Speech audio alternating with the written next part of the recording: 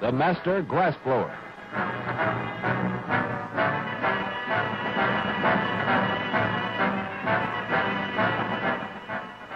To tell you more about this week's program, here is Lynn Poole of the Johns Hopkins University. Greetings, ladies and gentlemen, and welcome to another Johns Hopkins Science Review.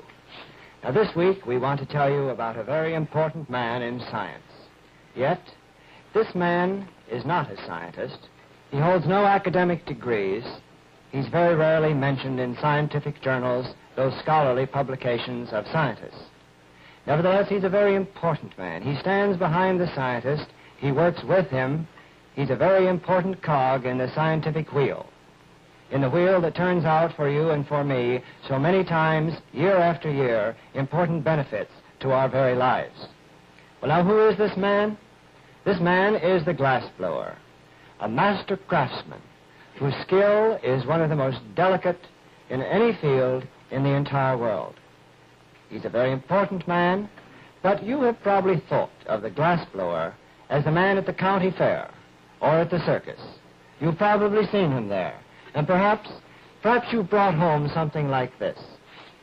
A little figure of a duck, or perhaps it's been of a reindeer, or perhaps it has been a glass object of some sort for your mantelpiece. Well, this is the sort of thing that you associate with the glassblower, and if you do, you will recognize the glassblower and his hawker that are at work right now. Yes, sir, ladies and gentlemen, step right up. Step right up and see these beautiful, these gorgeous little glass figurines. Yes, sir, step right up here and get some of these finely wrought decorations for your mantelpiece. Now, take your pick of the bargain of the century. These fabulous creations of the master glassblower at a price any and all can afford. Now, go away, son, you're too young, and besides, you're bothered. Now, how about you, Bud? Step right up here. Just step on up and take a look at these marvelous creations of the master glassblower. The marvelous creation of the master glassblower's art.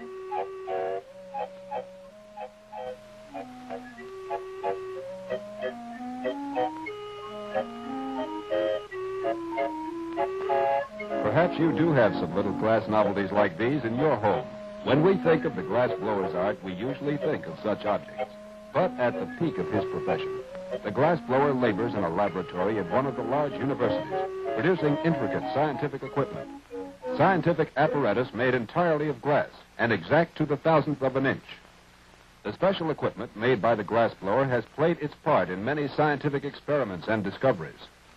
Glass is used extensively in laboratory equipment because of its hardness, its transparency, and its resistance to chemical action. No commercial glass company can foresee the day-by-day needs of a scientist. Such companies cannot afford to stock equipment which may be used for only one experiment. Therefore, it is necessary for large universities to employ a glassblower to turn out such special equipment as you see here. Given only a rough drawing, in many instances, the glassblower must turn out complicated equipment, often exact to the 25,000th of an inch. To make such equipment, the glassblower must be a master craftsman. And we want you to meet such a master craftsman now. Well, ladies and gentlemen, it's my privilege to present to you Mr. John Lehman, really a master glassblower from Johns Hopkins University. Mr. Lehman's busy at work here now, but Mr. Lehman, I wonder if you ever saw a hawker like this at a circus or a fair, and did you ever blow any glass at a fair? Yes, I was at the World's Fair for a while, Mr. Poole. And my dad and I, we used to do it in the cellar at home. Well, one thing I think everyone would be interested in as they watch you work here is why you keep turning that glass the way you do. Well, the reason why I keep turning it like this, Mr. Poole, is if I was to stop turning this glass for just a half a second, why, it would get a big gob of glass on one side. Then when you go to make a round object, you couldn't do it. And I'm pretty sure that's what's going to happen to this piece of glass right now, unless I play around with it. But it's just about ready to be blown up into a bulb now. Let's see what we can do.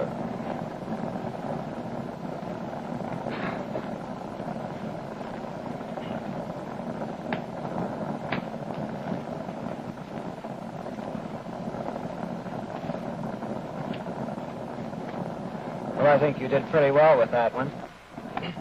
Mr. Lehman, why do you put the glass back in the fire after you've already blown the bulb? Well, as it sets out here in the air, it chills off. Therefore, it creates a strain in the glass. So you generally put it back in the fire to sort of anneal it and bring it down to a low temperature. Well, let me suggest something here, Mr. Lehman. When we came on the air, our friends were watching you blow that bulb, but as everyone could see, you already had started that bulb, hadn't you? That's right, yes. Well, try this piece of glass. This one that is absolutely straight with no bulb blown on its surface. And let's watch you from the very beginning as you blow the bulb.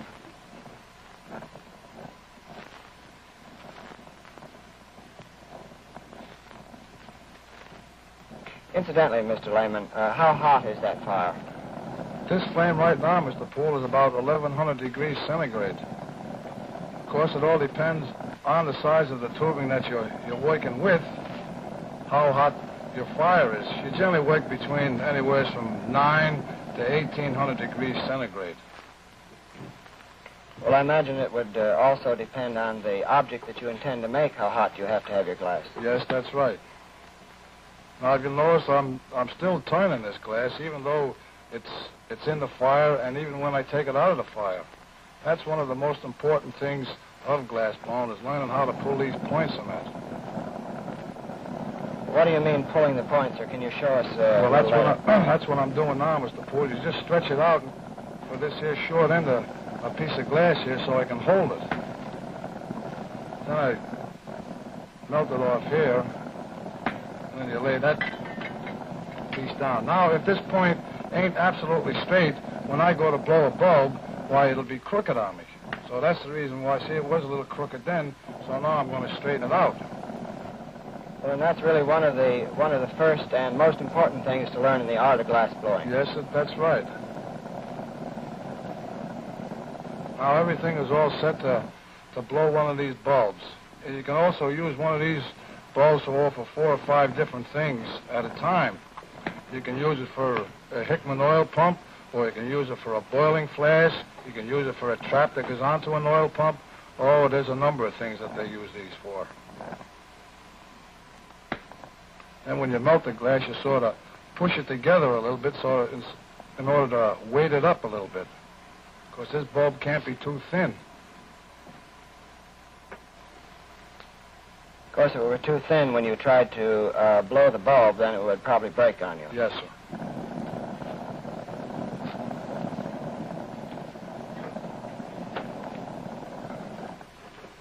Now, the reason why I done that first was to get that glass evenly distributed so that it's almost the same thickness all the way around. Well, you can blow the bulb larger than you had it there, though, can't you? Yes. That's what I'm getting ready to do now. Now, if you'll notice, that's evenly heated all the way around. Then you take it out and you sort of let the glass set for a second.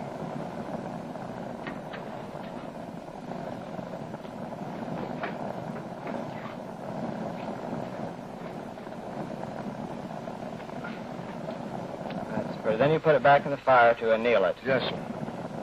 Well, Mr. Lehman, a moment ago, you said that really a bulb such as this is basic in blowing glass and can be used for many things. You mentioned the Hickman diffusion pump. How would you go about preparing a piece of glass for that diffusion pump? Well, this here bulb that I have now is just a little large for a pump, but I can show you how there's generally 6 of them in a row.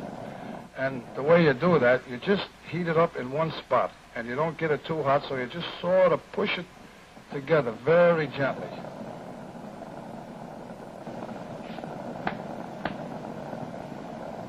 And all the while, you just keep turning and turning and turning. Boy, I can see my father now. Boy, did he used to holler at me. Turn the thing, turn it. So then you just reverse it, and you do the same procedure on the other side. Incidentally, speaking of your father, you're the 3rd, or is it the 4th generation of glassblower? I'm the 3rd one. My dad, he taught it to me, and his father showed it to him before him. Well, how about your boy? Oh, I got a little youngster that's 7 years old, and I think he's going to be interested in it also. I generally take him down on the school on a Saturday morning and let him play around with it, because he's just about at the right age when a boy should start to learn it if he's going to make it a career. Of course, glass blowing, that is hand glass blowing, that's getting to be a dying art. They make everything almost by machine now, and they can't get any glass blowers. Well, let's take a look at this. When you finish this ball for the diffusion pump, it looks something like a rubber tire, doesn't it? That's right, yes, sir. Punched in on both sides.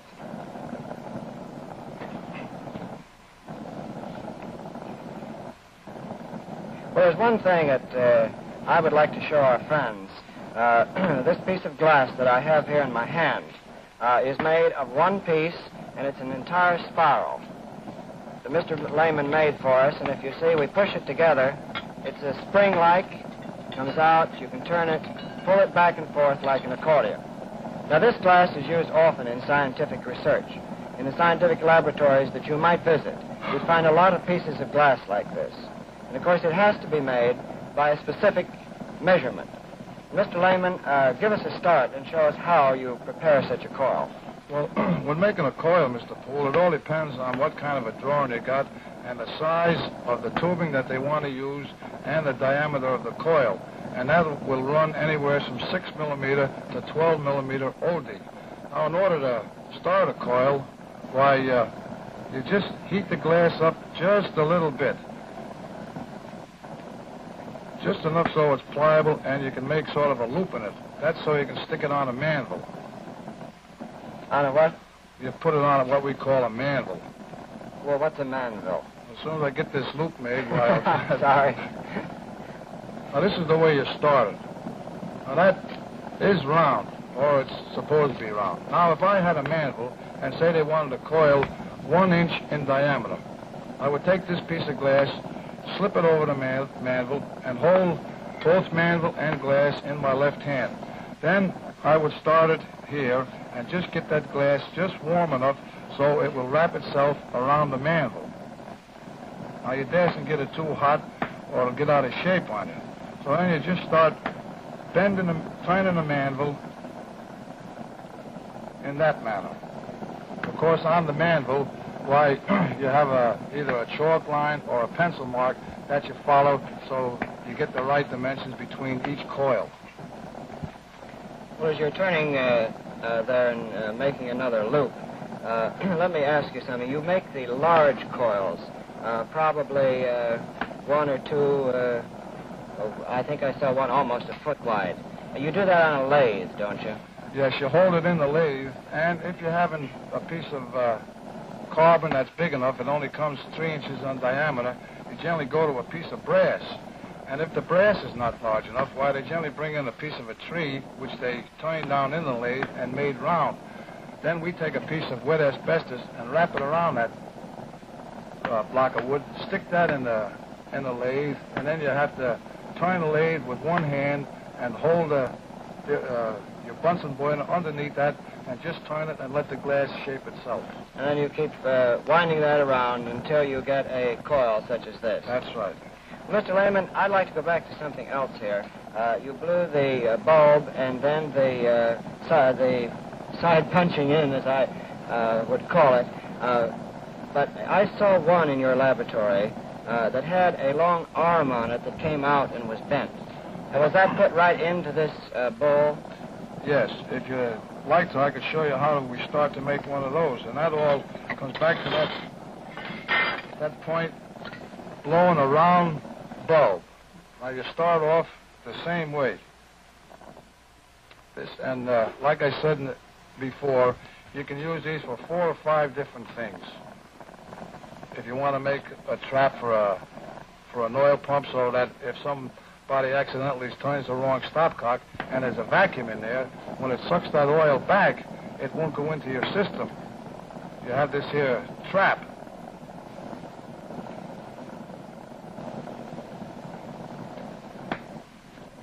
That's pulling your point again, isn't it? Yes, sir.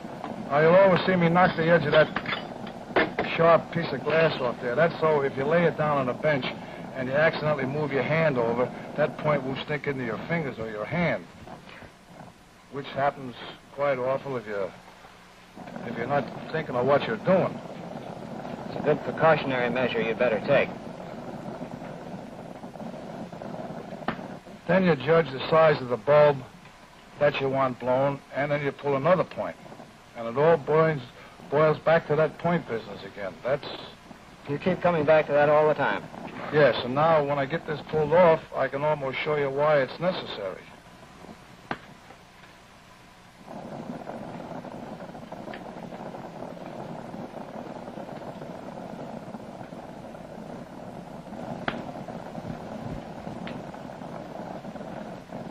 From where I'm standing, that looks pretty true and straight. Now, if it isn't true, you turn it around. This here, if you'll notice, that's almost absolutely true. Now, this here point is out a little bit, so you just stick it back in the fire and don't get it too warm. And as you keep turning it, you can almost tell when that's straight.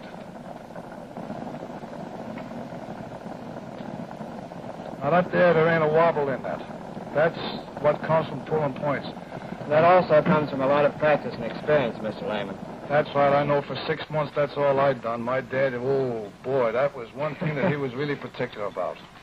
And he was after you about those points. Yes, it was, and it really's paying off now. How long have you been at this business of glass blowing, Mr. Lehman? I started when I was 7 years old down there in my father's basement, and then, of course, I didn't want to go to school, as I regret it now, but he gave me an ultimatum. It was either school or work. So I went to work. And I started at the General Electric Company up in Schenectady, New York, when I was 15 years old. And I'm 48 now, and I'm still learning. Now you'll notice I'll just push that glass together just a little bit. Now you'll see in the fire there's a flat spot. So what you do here is you just take it out of the fire and just give it a little puff. Sort of even that there gob of glass so it's an even thickness all the way around.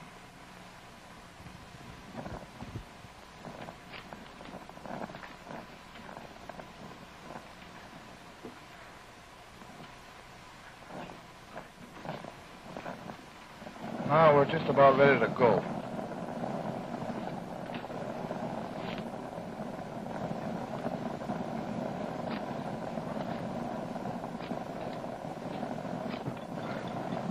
That's about as perfect a bulb as I've ever seen, Mr. Lehman.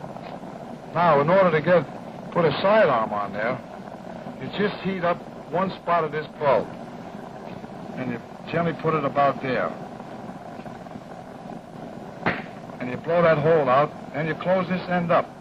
Then you have your other piece of glass, which is all ready, and you just knock that little fuzz off there, and you take this here, this is what we're going to call a sidearm now.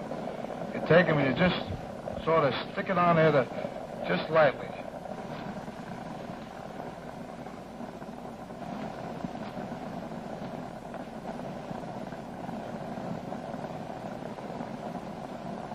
Now you bend this part up, and this is the part that goes on your vacuum system.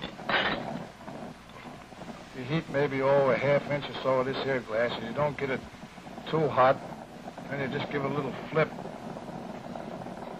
Give it a little puff, and then set it down. There you have a sidearm that I judge could be used in the chemistry laboratory for many types of experiments. Yes, sir.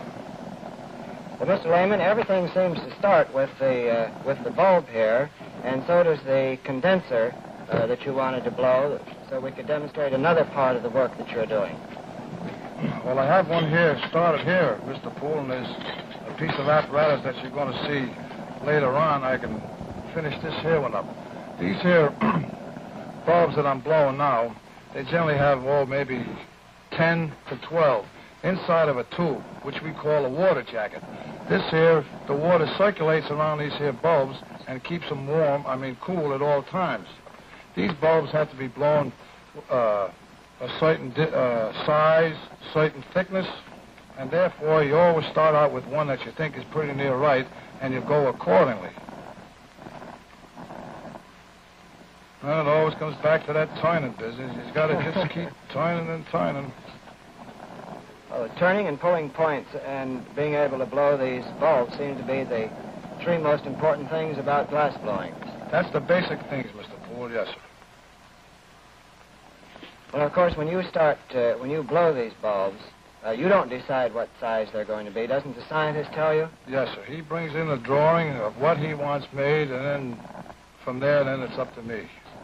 Sometimes I have to make maybe 3 or 4 changes in this piece of apparatus.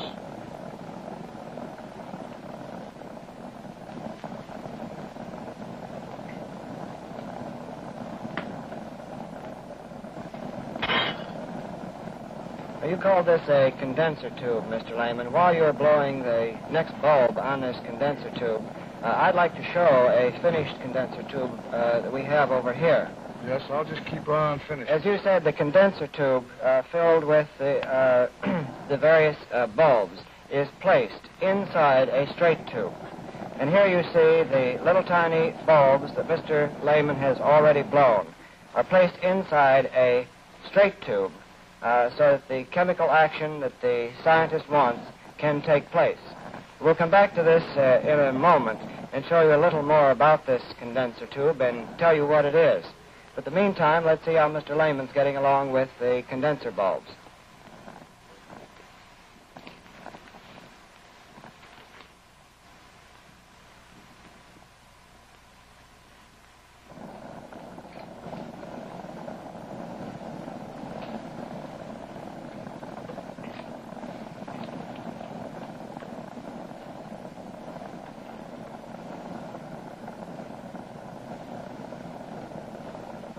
Now you just keep going on, and if he wants 6 bulbs, 8 bulbs, or 12, whatever the professor or the doctor wants, why you just keep going along and making them that their way. Do you have any idea what is the largest condenser you've made? The largest one that I ever made, Mr. Poole, out of glass, was the outside jacket was 110 millimeter, which is a little over 4 inches. Well, while you're doing that, you spoke a moment ago about the fact that the scientist, the professor, gives you a drawing. And I have a drawing here that I'd like to show. This is the drawing that was given to Mr. Lehman by one of the professors at Johns Hopkins University, just a very rough sketch to show what he wanted in a piece of apparatus to be used in his laboratory. This is a basic design for this Othmer apparatus that you see here. This apparatus, which is working now, was developed by Dr. Donald Othmer of the Polytechnic Institute of Brooklyn and was made for Mr. Lehman, by Mr. Lehman last week for Dr. A.I. Johnson of Johns Hopkins, who wanted certain particular changes made in the original design. The Othmer that you see boiling away here is used to determine the relationship between a boiling liquid mixture and the vapor that's given off by this liquid. As a matter of fact, this piece of apparatus that you see here is an apparatus that is a pilot model. This pilot model has been designed so that it can fit to be erected 10 to 15 feet in diameter and 50 feet high. So you see, Mr. Lehman has had a really important part in a piece of scientific research that is just beginning and will go on for some time. Mr. Lehman, we're back to a small tube here, I see, and I think I recognize what you're ready to do. Well, this here is snow, what we generally use on our Christmas tree, Mr. Poole.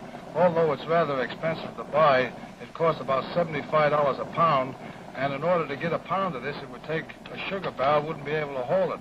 So I'll try to make one for you.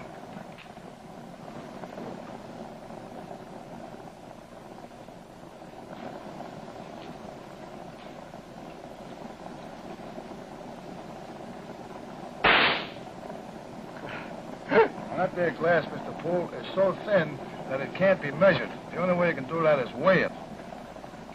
I'll see if I can try to make another one. If I don't make that, why, I'll try to make you a bunch of hot dogs. Well, hot dogs would be good for summer picnics, and the snow would be good for our Christmas tree, wouldn't it?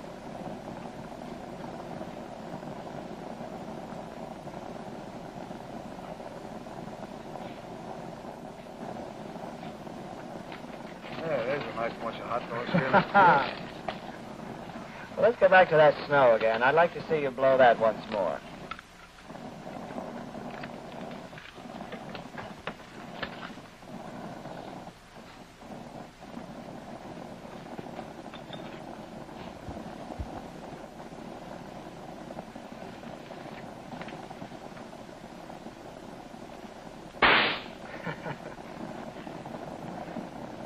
Well, that was a loud crack, Mr. Lehman, and a very fitting close, I think, to the demonstration that you've given us here tonight on really the science of glass blowing.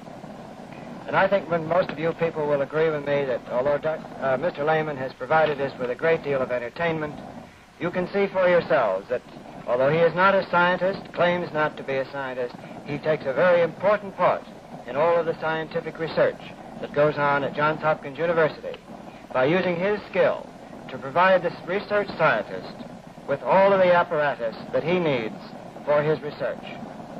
And we hope that you'll be with us next week when we present another demonstration of today's science when we present the magic eye.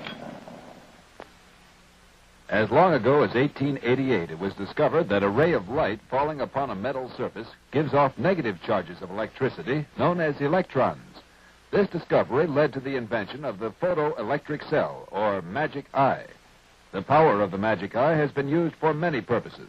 It has been used to regulate industrial equipment, to control the lenses of cameras in speeding reconnaissance planes, as an automatic opener for swinging doors, and for many other uses. Next week, we will demonstrate many of the uses of the photoelectric cell when we bring you the magic eye.